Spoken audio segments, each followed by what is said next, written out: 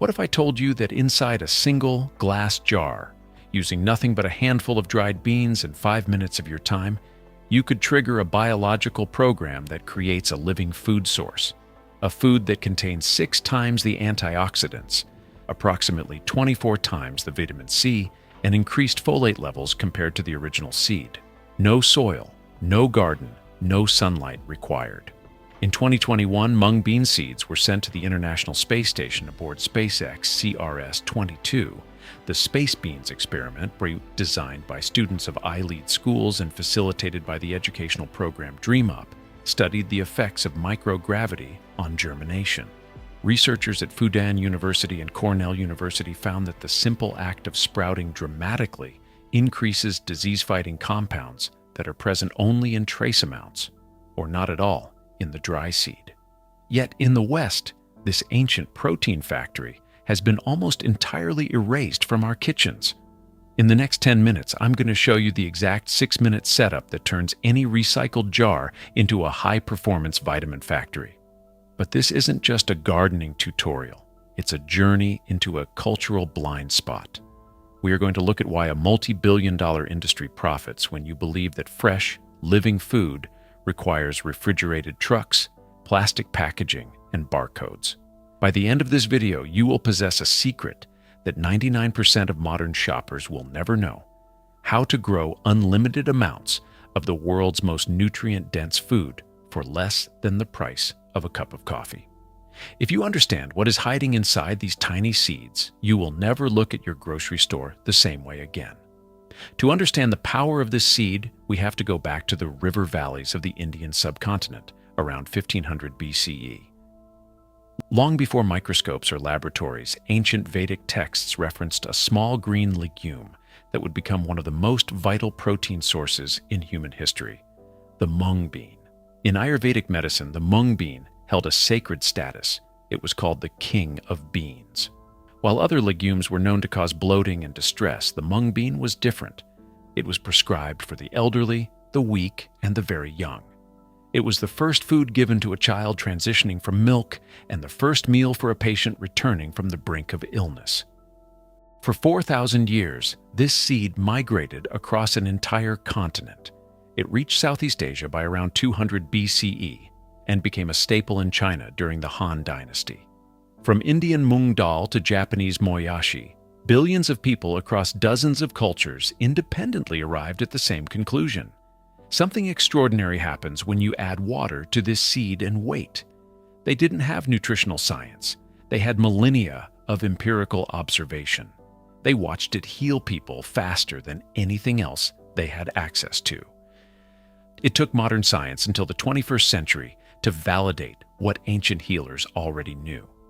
In 2012, researchers at Fudan University and Cornell University published a study that should have been front-page news.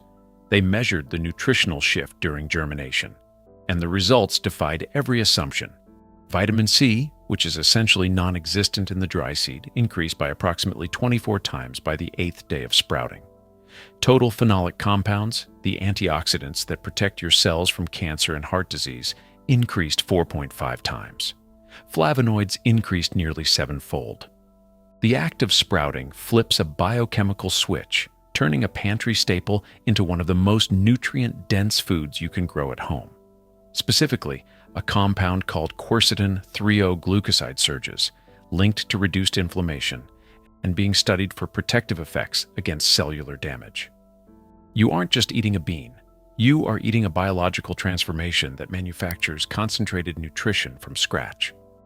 But sprouting doesn't just add the good, it removes the bad. Every legume contains anti-nutrients, chemical walls like phytic acid and trypsin inhibitors that prevent your body from absorbing minerals and digesting protein. This is why raw beans hurt your stomach.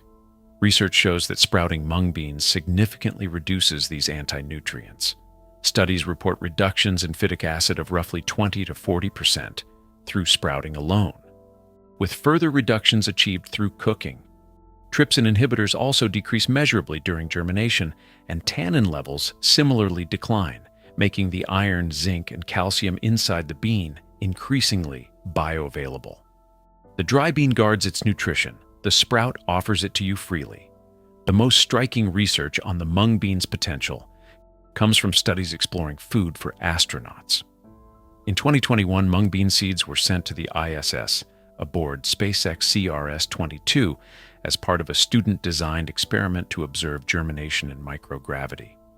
Additionally, researchers have explored how sprouted legumes respond to radiation stress, with some studies suggesting elevated antioxidant production under certain conditions, an area of early-stage research with exciting implications for long-duration space missions. These sprouts contain antioxidant compounds that researchers are studying for their potential to help protect astronauts from radiation damage in deep space. So, if this food is so powerful, why isn't it in every Western home? The answer lies in three structural forces that govern our food system. First, there is a visual bias. We've been trained to believe protein looks like a steak or a plastic tub of powder. A jar of white sprouts doesn't look like protein, yet a cup of cooked whole mung beans delivers around 14 grams of highly digestible protein, and a regular serving of sprouts makes an excellent low-calorie, nutrient-dense addition to any meal.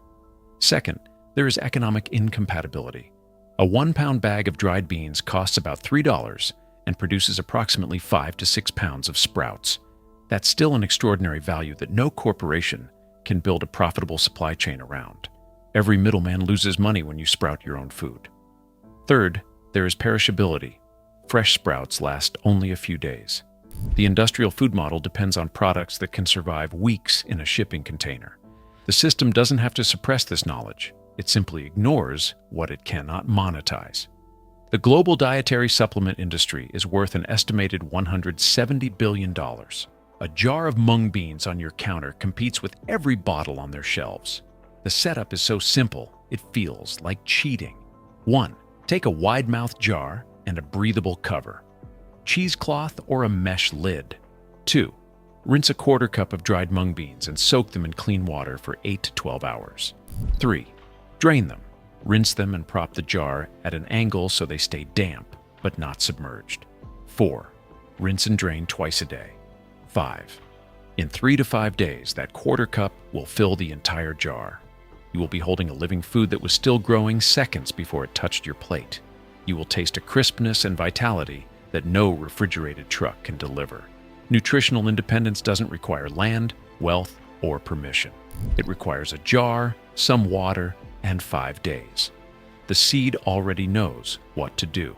It has known for millions of years. The question is, are you ready to let it grow? Go to your pantry, find a jar, start today. Now you know.